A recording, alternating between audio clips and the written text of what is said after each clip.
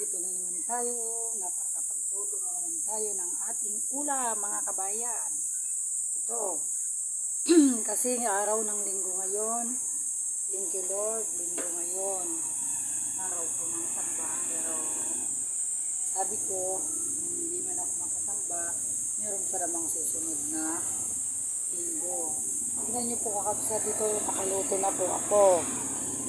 Ayan. Ayan po ang ating niluto. Ang dinuguan. Sitaw na adobo na may giniling. Gata. Tukwa. Tukwa piluluto po pala natin, di pa siya luto. Pero ito lalagyan naman natin siya ng karni. Tsaka gata. Kakabsat. Ito naman po yung ating inaadobo kasi ngayon brown out po kasi dito kakabsat. Brown out ngayon.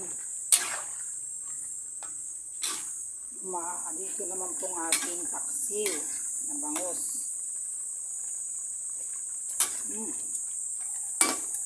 Paksiw po natin ito. Ito naman po ay estupado. Ito po ay paa ng manok at saka laman niya. Naghalo-halo po. Masarap po siya. Ayan, kakabsat.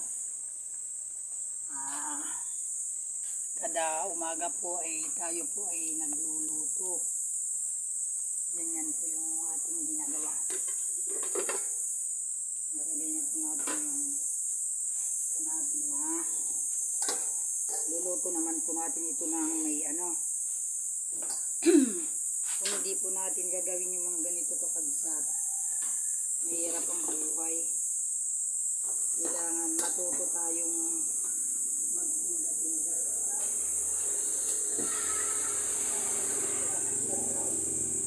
Nilagay ko lang po natin paksig. Usok-usok pa.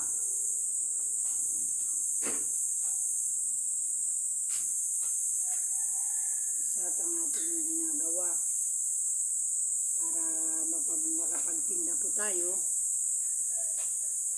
meron tayong pera. Bangon ka rin dyan .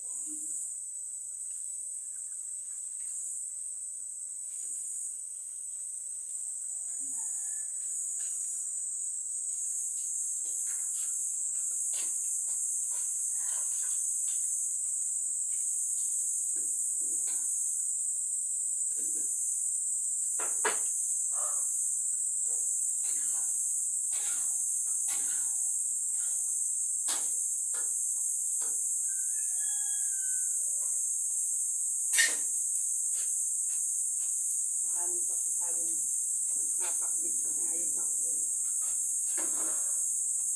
Ayan, nakabsat. Dami nating naluto. Ayan. Ito po ay gata kakabsat. Ginataan po ito no langka. Masarap po. Ito na kahit ito. Ito naman po dinuguan na papaya na may karne. Kakabsat.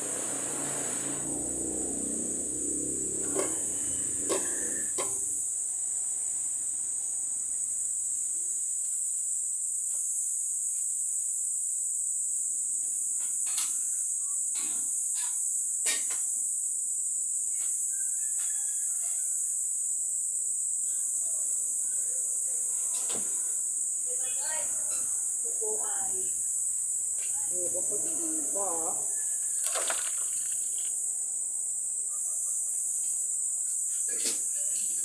Wala pa yung mga na yan.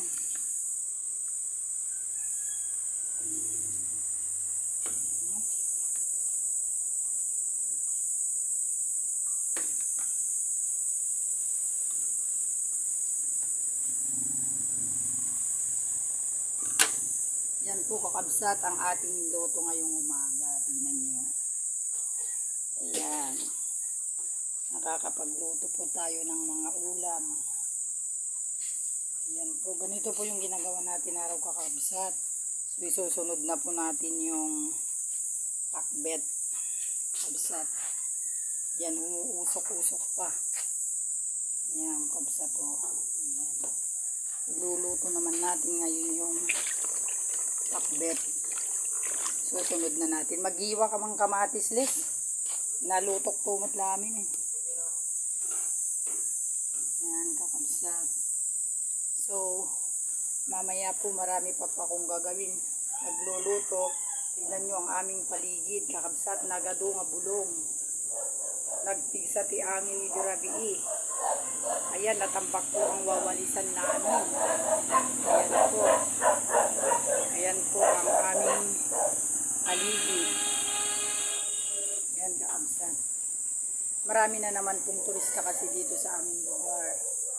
Kaya nagluto po ako para makakain sila kasi dumadaan po sila dito. Dito sila kumakain. So magluluto pa tayo ng ating beans. Lalagyan pa po natin ito ng yung Bicol Express. Tignan nyo po ang ating kwanta kapatid, ang ating mga kamote. Ito po yung mga laman ng kamote namin dito. Mga libre na po ito na dahil sarili po namin tanim. Yan lalaki. Kahuhukay lang kahapon kakabsat. Yan. May pusong saging din ako yung ginagawa ko sa pata. Ganito po dito kakabsat. Yan. Araw-araw luto. Yan, kakabsat ang aming ginagawa. So, like yun naman in-share ako kakabsat sa aking YouTube. Tulungan nyo naman ako na may like at may share po. Kahit ganito lang po ang ating ginagawa. Ay nakakapagluto man tayo kunti. Nakakatulong din tayo sa ating pamilya. Mainit pa kasi kakabsat, di pa pwedeng ilagay sa cabinet kasi mainit pa bagong luto kasi umuusok-usok pa. Okay kakabsat, ayan po, marami na naman pong mga sasakyan. Ayan po yung mga pumupunta po sa ilog, mga turista. Sige, bye-bye po. Magandang umaga sa inyo. Happy Sunday sa inyong lahat.